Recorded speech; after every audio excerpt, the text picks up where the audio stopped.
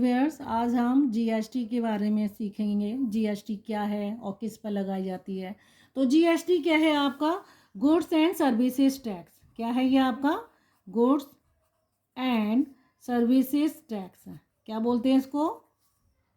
Goods and services tax. ये कौन लेता है? ये देखो, हमसे तो शॉपकीपर लेता है। देखो, अगर आप कस्टमर हैं, ठीक है, तो कस्टमर से जीएसटी कौन ले रहा है? कस्टमर जीएसटी दे रहा है। किसको दे रहा है? शॉपकीपर को दे रहा है। ठीक है,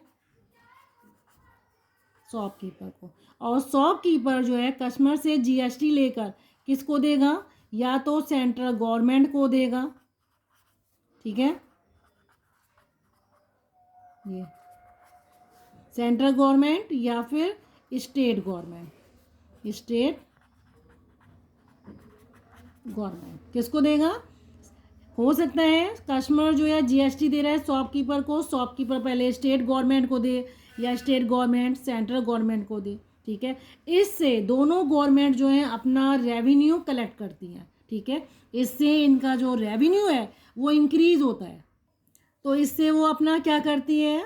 अपना रेवेन्यू बनाती है। ठीक है,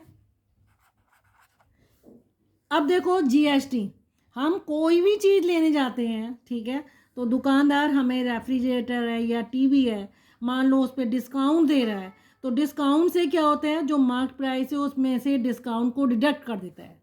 तो मार्केट प्राइस में से आपका डिस्काउंट उसने डिडक्ट कर दिया, तो वो आपका क्या बन गया? Selling price. क्या बन गया? सेलिंग प्राइस बना।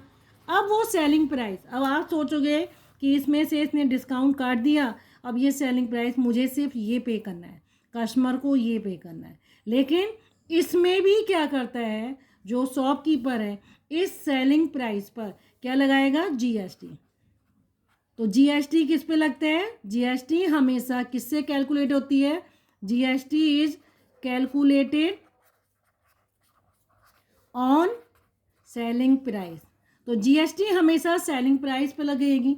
तो सेलिंग प्राइस का जीएसटी जो भी परसेंट है वो निकाल के सेलिंग प्राइस में ऐड करके कस्टमर को दे दिया जाता है। ठीक है, तो जो सेलिंग प्राइस है उसमें ऐड हो जाता है। ठीक है, तो अगर मान लो आप ये टीवी लेने जा रहे हैं, ठीक है, टीवी लेने गए, आप शॉपकीपर के पास गए, ठीक है, तो शॉपकीपर ने क्या करा?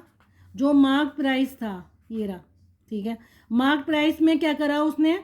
आपको बता रखा है कि अरे ये टीवी के ऊपर ये मार्क प्राइस है और मैं आपको 20% डिस्काउंट भी दूंगा। ठीक है, तो आप सोचोगे कि ये टीवी जब मैं लेने जा रहा हूँ तो इसमें से एमपी, जो आपका एमपी है, मार्क प्राइस है, उसमें से 20% डिस्काउंट किस पे? एमपी का माइनस कर लोगे, तो आपका जो मार्क प्राइस है उससे आपको कम पे करना पड़ेगा। लेकिन ये आपका क्या बन जाएगा? Selling price. ये आपको लेना है, इस प्राइस पे आप टीवी खरीदोगे। लेकिन शॉपकीपर क्या करता है? इस पर क्या लगा देगा? एक जीएसटी लगा देगा। इट मीन्स जो आपको प्राइस पड़ेगा, तो आपका प्राइस क्या हो जाएगा? न्यू प्राइस क्या हो जाएगा? Selling price plus GST of selling price. ठीक है, ये आपको सेलिंग प्राइस के साथ जीएसटी सेलिंग प्राइस के ऊपर लगेगा और आपको ये पे करना पड़ेगा। तो ये न्यू प्राइस हो जाएगा जो कस्टमर को क्या करना पड़ेगा? पे करना पड़ेगा। ओके, तो जितना ज़्यादा जीएसटी होगा उतना ज़्यादा आपको पे करना पड़ेगा, और जितना ज़्यादा डिस्काउंट होगा उतना कम आपको पे करना पड़ता है। ओके, डिस्काउंट में फ़ायदा है, जीएसटी जितना बढ़ जाएगा उससे गवर्नमेंट को फ़ायदा है, हमको फ़ायदा नहीं है। ओके, अब देखो, अगर आपको कहीं जाके डिस्काउंट भी लग रहा है, ठीक है, और जीएसटी भी लग रहा है, तो सबसे पहले शॉपकीपर क्या करेगा? मार्क प्राइस से इसको डिडक्ट करेगा, डिडक्ट फ्रॉम मार्क प्राइस। ठीक है, और फिर मार्क प्राइस से डिडक्ट करने के बाद जो आपका सेलिंग प्राइस बनेगा उस पर आप ये जीएसटी लगा देगा ऑन सेलिंग प्राइस। पहले डिस्काउंट को लेगा फिर जीएसटी को करेगा। ठीक है, तो अगर डिस्काउंट और जीएसटी एक साथ हैं तो पहले डिस्काउंट को डिडक्ट करके जो सेलिंग प्राइस बनेगा उस सेलिंग प्राइस पर जीएसटी लगाएगा। ओके, तो देखो इसका एक एग्जाम्पल देखते हैं हम। देखो, the cost of a pair of shoe, ठीक है, जूतों का एक पेयर है, उसकी कॉस्ट दुकान पर कितनी है, 670 है। The goods and services tax यानी जीएसटी जो उस पर चार्ज हो रहा है वो कितना है, 8% का है।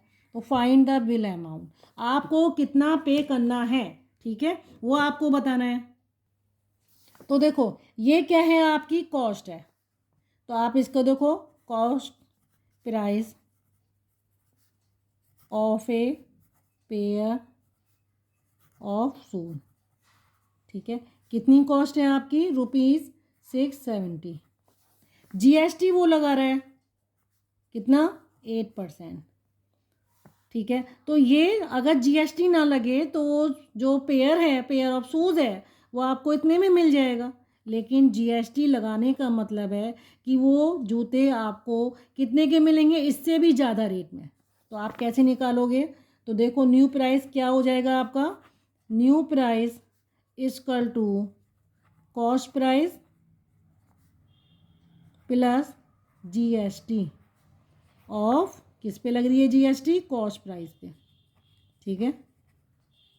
तो ये न्यू प्राइस कितना हो जाएगा, कॉस्ट प्राइस आपका 670 है प्लस जीएसटी 8% है ऑफ 670 का, यही तो इतने में तो खरीदने हैं, लेकिन इस पर जीएसटी भी लगा दिया उसने। अब आप क्या करोगे, 670 प्लस 8/100 इंटू 670, ठीक है।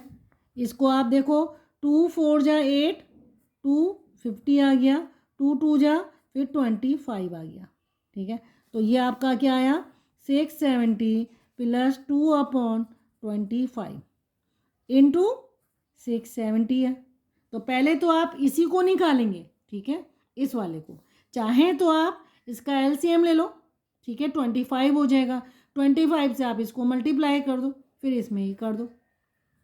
उतना करने से अच्छा मैं देखो क्या करूँगी, 25 है, 5 कुछ से काट दो, 5 5 जा 25, 5 1 जा 5, 5 3 जा 15, ठीक है, और 17 था, -15 करा 2 आ गया, 5 4 जा, ठीक है। ये आपका कितना है यहाँ पे, 670 प्लस 2 इंटू 134/5। अब आप क्या करोगे, 5 एलसीएम ले लो, ठीक है, ये आपको 5 इंटू 670 प्लस 2 इंटू 134, ठीक है। अब आप क्या करोगे, 5 से इसको मल्टीप्लाई करो, 5 0 जा 0, 5 7 जा 35, 3 कैरी ओवर, 5 6 जा 30 और ये 33 प्लस 2 से करना है, 2 4 जा 8, 2 3 जा 6, 2 1 जा 2/5। आप इसको जब ऐड करेंगे, 0 और 8 कितना हुआ, 8 हुआ, 5 और 6 11 हुआ, 1 कैरी ओवर, 3 2 5 देन 6 और आपका आया 3, ठीक है, /5।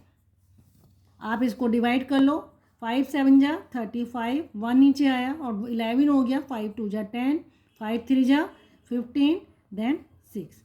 तो इतने रुपीज़ का आपको न्यू प्राइस हो जाएगा, यानी 670 वाले जो जूते हैं आपको इतने जीएसटी लगने के बाद इतने रुपए में मिलेंगे। ओके।